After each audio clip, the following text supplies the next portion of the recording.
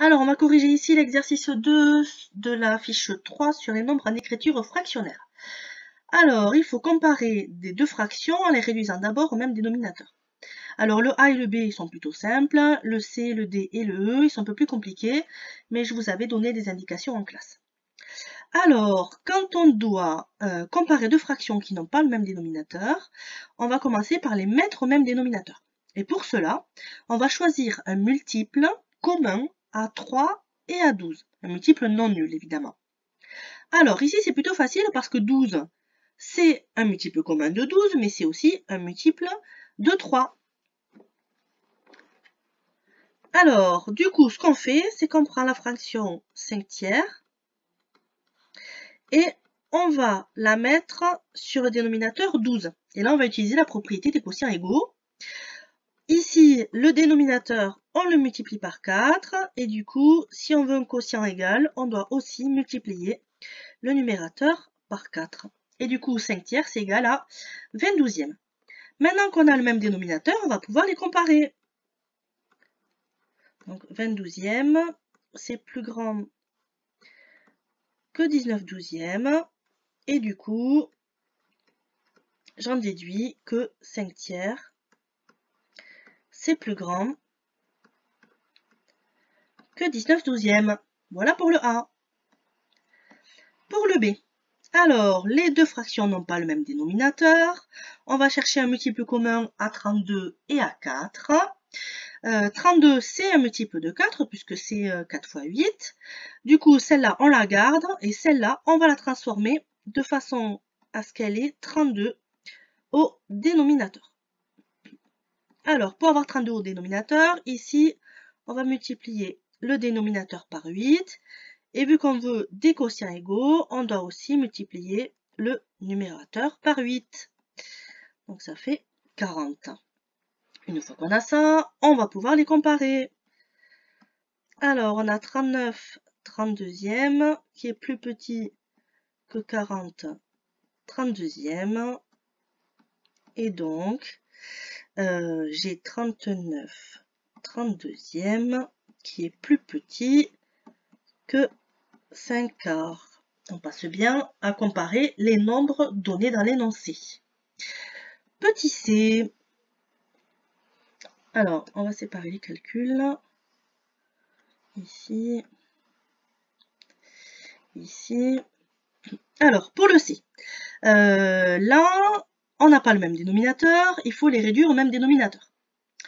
Alors, il faut chercher un multiple commun non nul à 2 et à 7. C'est plutôt facile. On cherche un nombre qui est à la table de 2 à la table de 7. Et bien, le plus simple, c'est 14. Et du coup, on va mettre toutes les deux fractions sur 14. Alors, 10, pardon. Hop. Voilà. Alors, 10 septième. Si je veux cette fraction sur 14, eh bien, je vais multiplier le dénominateur par 2 et je vais multiplier le numérateur par 2. Donc, ça donne 20 quatorzièmes. Je vais faire la même chose pour la deuxième. Je vais la mettre sur 14. Pour avoir 14 dénominateurs, je multiplie le dénominateur par 7 et le numérateur par 7. Donc ça fait 21 quatorzièmes. Maintenant qu'on a le même dénominateur, on va pouvoir les comparer.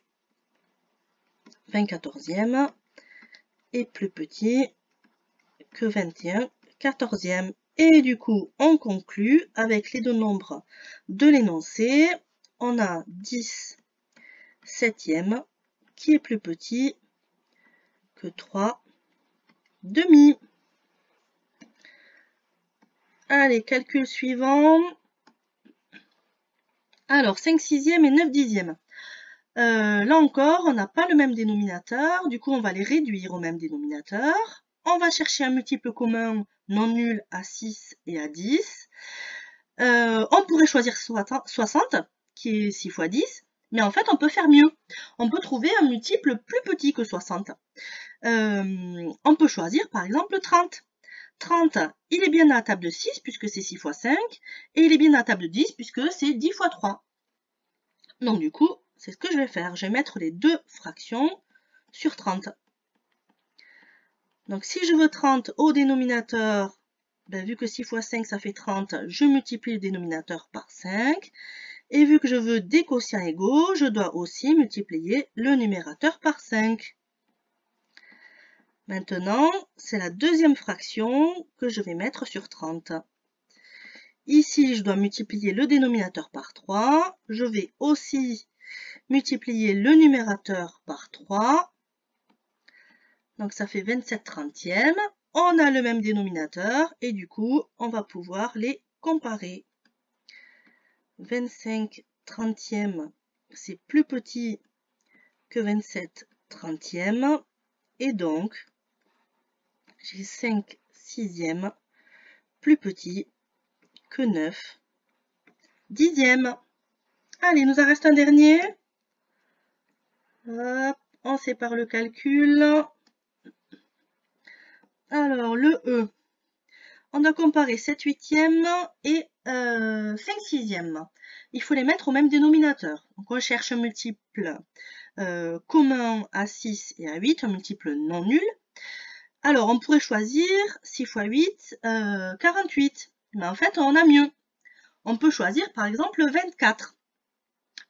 Puisque 24, c'est bien un multiple de 8, puisque c'est 3 fois 8, 24. Et c'est bien un multiple de 6, puisque 6 fois 4, ça fait 24. Du coup, on va mettre les deux fractions sur 24. Ici, je dois multiplier par 3 le dénominateur. Du coup, je le fais au numérateur. Pour 5 sixièmes, je vais celle-là aussi la mettre sur 24. Je multiplie le dénominateur par 4. Le numérateur aussi. Donc, ça fait 20 24e. On a le même dénominateur, on peut les comparer. 21 24e, c'est plus grand que 20 24e. Et donc, j'ai 7 huitièmes qui est plus grand que 5 sixièmes. Et voilà pour l'exercice 2.